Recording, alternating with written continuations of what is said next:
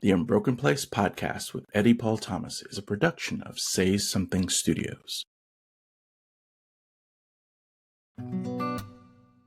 What if the clarity you've been searching for isn't out there, but already within you? I'm Eddie Paul Thomas, life and leadership coach. I work with purpose-driven people who are ready to lead boldly, live intentionally, and grow from the inside out. Whether you're at a crossroads or leveling up, coaching can help you move with focus, confidence, and wisdom. This is your time. Visit onsecondthoughtstudio.com to get started.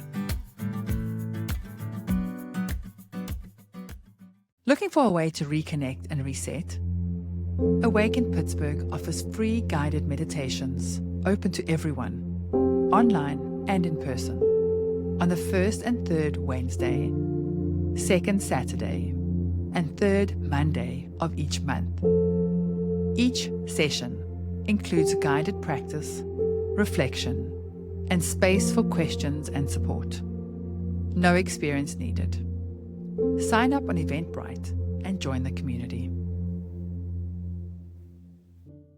Imagine a place where the untold stories of Black missionaries are amplified, honored, and celebrated. A place that bridges the legacy of the people of the way with the powerful missions work of today's African diaspora.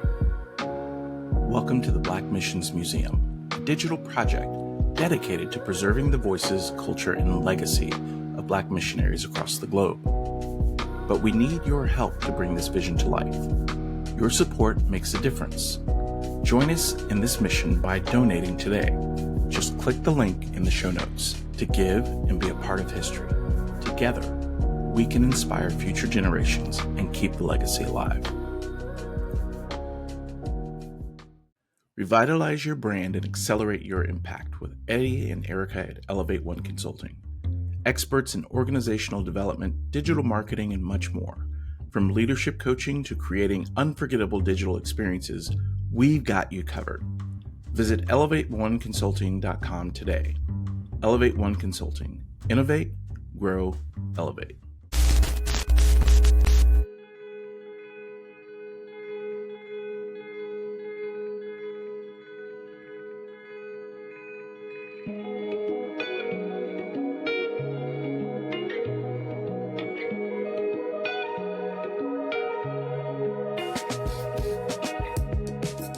Welcome back to The Unbroken Place, where it begins and ends with empathy. I'm your host, Eddie Paul Thomas, certified life and leadership coach. And this week we are jumping into a self-empathy micropod. Our topic this week, guys, is one that I've been getting a lot of messages about and really want to make sure that we dive into today. The topic is caring for your mental health during a job search. Now, hopefully, just saying the word job search did not automatically make your shoulders go up and your heart start beating. It is a very difficult topic that a lot of my clients have discussed with me, and colleagues in the industry are talking about with their clients as well. But we are dealing with a very unique type of exhaustion that comes from today's job market. People are putting a ton of effort into their applications, tailoring their resumes, writing cover letters, interviewing, and really, in most cases, not hearing back. There's just, in my experience and with the people that I serve, the people that I connect with in my circles in terms of coaching, mental health experts, we're seeing a lot of qualified and capable people who are starting to internalize the silence that they're getting from these interviews or applications that go unanswered, and they're starting to ask themselves, what is wrong with me?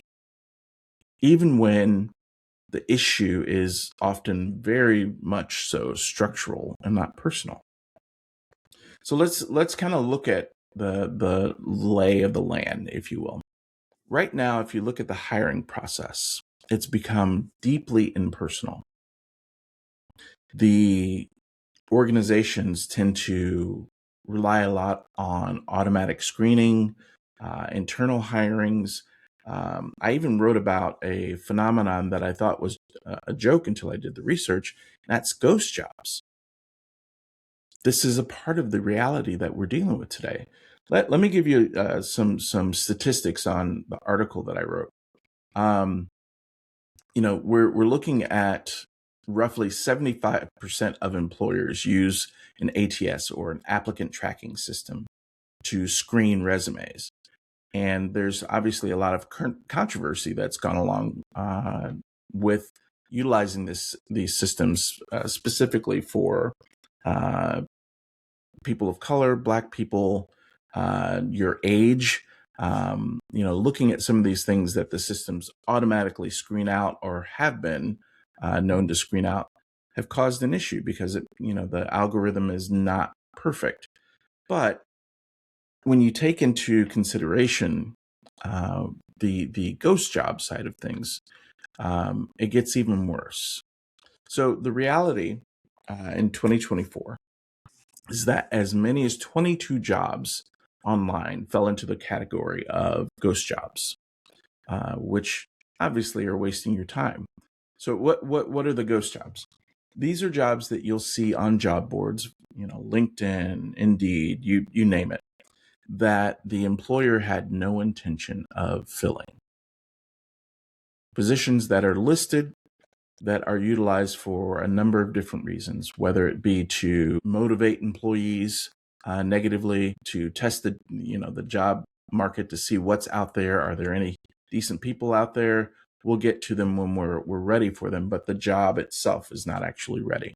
But you, as the person filling it out, you went through the whole practice of filling out the application, adjusting your resume, networking, talking with people, and nothing. So what's going on? What's going on internally with us? We're looking at the mental health side of things. When you are needing a new job, dealing with unemployment or job instability, we see a lot of these things. Number one, anxiety. It goes through the roof. We are dealing with people who, during this process, can get very easily burnt out. You see things like depression skyrocket. You see people who have all the skills in the world begin to lose confidence. And some of this can cause emotional isolation. One of the hardest things that we deal with when it comes to the current job market is the lack of closure. Most applicants never get real honest feedback on their resume. Or if you go through the interview process, you get kind of a standard level of feedback where it's, you're a great candidate, but we're moving on. We found a different, group, or you're not making it to the next level, which doesn't tell you anything. What were my answers not good enough? Was there something in my background that you didn't like? Something, what can I work on to get better? We're not getting those answers. So naturally, if you look at us as human beings, psychologically, we are wired to find meaning in things when information is missing. So think about that in terms of the story we begin to tell ourselves. If you're not getting this information time and time again, you've done 3, 4, 5 interviews, and then you get no positive feedback in terms of, hey, these are the things that we thought were great, you could work on that. We begin to tell ourselves our own story. The promise of a potential new job turns into self-doubt. We look at what people are dealing with, the realities, the ghost jobs, the lack of deep communication, and you have to start asking yourself, what do I do? Well, here are the things that I recommend to my clients, and I'll share it with you. Number one, you have to have a strong support system. It really, really matters. The strongest support systems are ones that allow you to have honest communication, whether that be a friend, a partner, coworker, someone who can listen without judgment and be there to let you just kind of vent. Like, gosh, I am I alone in this? Am I the problem? You've got to have those friends, that the coworkers, the others who remind you of who you are. Look at that resume. Look at the things that you've accomplished. This is not you. The next is finding a community. Different than an individual, community of people can potentially help you in terms of tips and tricks. Hey, this worked for me. I got to the next level of the interview by doing this. This slight adjustment on my resume allowed me to get noticed and called in for an interview. Having people around you who are going through the same thing can allow you to realize, hey, it's not just me. I'm not the problem. There are others who are going through this as well, and we can help each other get through this. Heck, we could even be the opportunity for the next person, that networking partner who says, hey, talk to that person and we can get you in for an interview. So having that community is huge. I would say the next would be finding the space where you can admit that you're struggling without shame, without laying it on that partner or friend. Because sometimes we need to admit that we need a little more help. That's where a trained mental health specialist, a therapist, a counselor, a coach, certified coach can help. They can help you not only realize that you are going through a very real human thing, but that perhaps it's a technique or a behavior that you're showing that's more problematic and not the human being who's struggling to find that new job. I want to name something that is very important for people to understand. We live in a culture that glorifies the grind. And I think that the grind is important in some aspects of life, learning how to overcome and pushing through adversity and overcoming obstacles.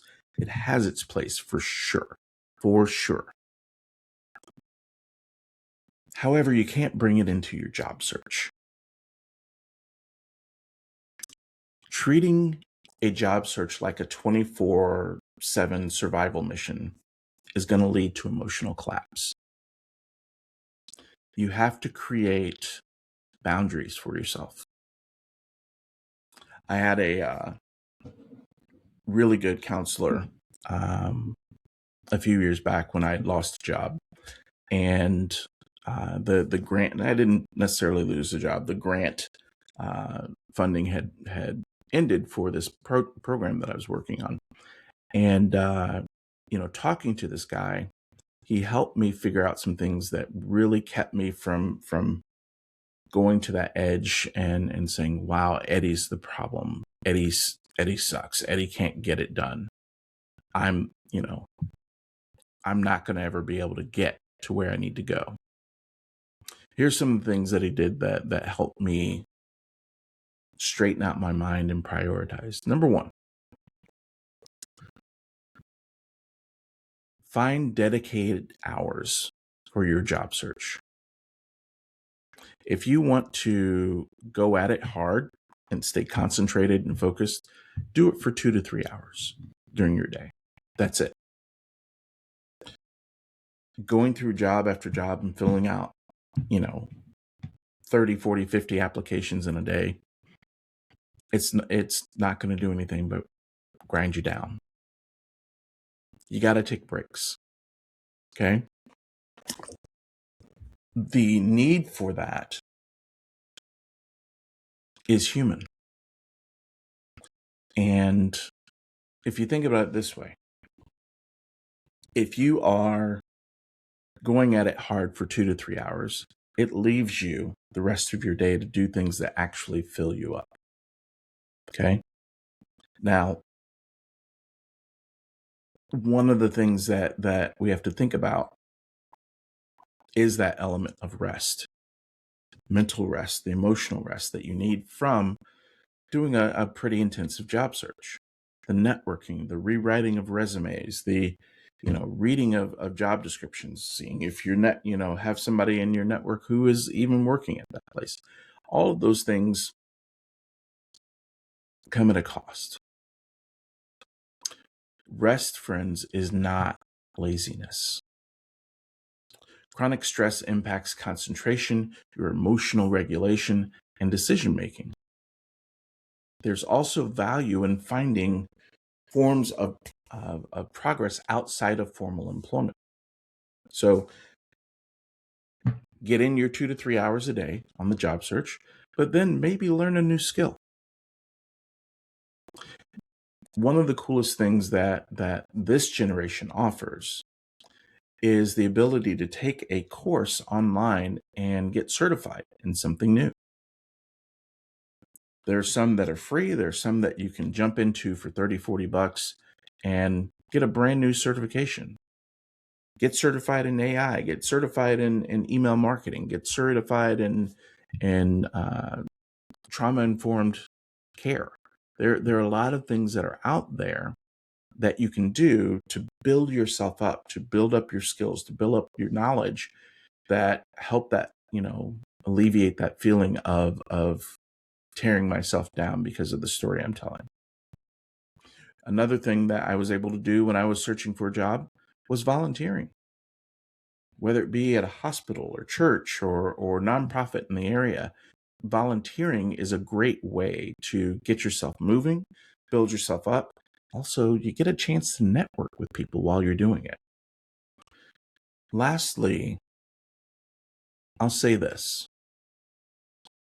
It's everywhere today. Whether you are looking at the news or you're on social media or you get some sort of email or newsletter, the economic reports that we see always talk about unemployment rates. They talk about hiring numbers, but they rarely talk about the emotional cost of prolonged uncertainty. They definitely don't talk about the costs that come with an algorithm that drives the hiring systems. Your feeling of exhaustion, being discouraged, anxious, emotional, or drained by the current job market is very understandable. But you're not alone. So here's your call to growth. As we kind of wrap up today, check in with yourself. Okay? You are going through a lot if you are going through a job search. There are a lot of ways in which you can start to tell yourself a negative story about who you are, about what you've accomplished, when you see that you're getting rejected time after time after time. Check in with yourself. Put strong boundaries around your time in which you are applying for jobs. Find community. Check in with a friend.